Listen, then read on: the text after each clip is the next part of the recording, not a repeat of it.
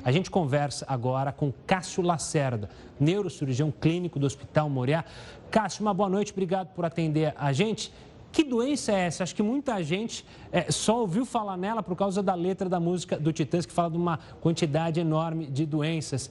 Mas que doença é essa que afetou a vida, a carreira do Willis? Olá, Gustavo. Boa noite a todos. Então, a afasia é um termo, né, um termo médico que se refere a uma condição neurológica que significa a inabilidade, a perda de habilidade de comunicação. Então, essa comunicação ela se dá por palavras, por uma linguagem, né? Quer seja através de produção dessas palavras, quer seja através do entendimento, a compreensão. E afeta também a escrita, afeta a parte de leitura. Várias condições médicas podem, né, cursar com afasia. No caso da doença do ator, Bruce Willis, o mais provável é que a gente esteja falando da afasia primária progressiva, que é uma doença neurodegenerativa. Mas outras condições são mais comuns do que essa doença. E, doutor, como é que é o tratamento? A cura, você trabalha com um processo de cura ou não? Trabalha com um processo de retardar a evolução da doença? A afasia depende da causa para a gente poder tratar. Né? Se for um AVC, por exemplo, o tratamento envolve o tratamento para o AVC envolve reabilitação, que a fonoaudiologia consegue fazer tão bem.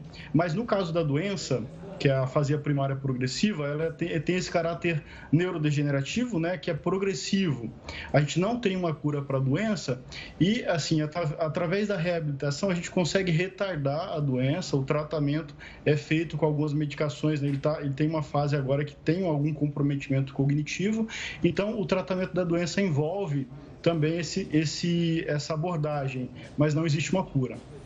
Doutor, obviamente que a gente não tem um acesso ao quadro clínico do Bruce Willis, mas é possível retomar uma vida normalmente? Assim, ele foi afastado agora, ele anunciou uma aposentadoria, mas seria possível com um tratamento, com um trabalho específico, ele retornar e ter uma vida normal? Isso também para quem é acometido pela doença?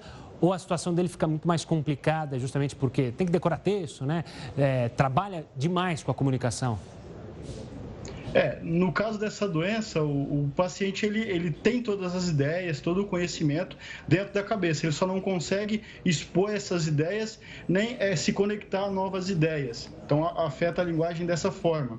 É muito difícil, vai ser muito difícil para ele retomar, né, a profissão dele normalmente, mas assim, existem tratamentos que conseguem retardar a doença. Então, pode ser que com esse tipo de tratamento ele obtenha algum êxito e possa voltar, né, de alguma forma a atuar. Mas se for a afasia primária progressiva, né, como está aí na internet e tal, talvez não tenha uma cura para a doença. Doutor, você mencionou que a doença pode ser provocada, né, ou estar ligada justamente com a AVC. A doença, então, ela pode atingir, ela tem um perfil específico que ela pode atingir homens mais velhos, ou homens, mulheres, ou não tem um perfil? Olha, depende da causa para a doença, né? Então, se a gente se tratando, por exemplo, de AVC, condições dessa forma, a gente poderia, isso afeta a população amplamente, né, de uma maneira geral, homens e mulheres no mundo inteiro, e a idade, fatores de risco como hipertensão, diabetes, aumentam, né, a doença. Agora, se está tratando da questão da demência frontotemporal, a gente tem uma condição que é a afasia primária progressiva, a gente tem uma condição que é neurodegenerativa, que afeta, né, mais homens, mas assim, num contexto geral, a gente não tem uma predominância em alguma parte do mundo, não tem outros fatores que a gente consiga, por exemplo, identificar para poder tratar, né, a parte epidemiológica.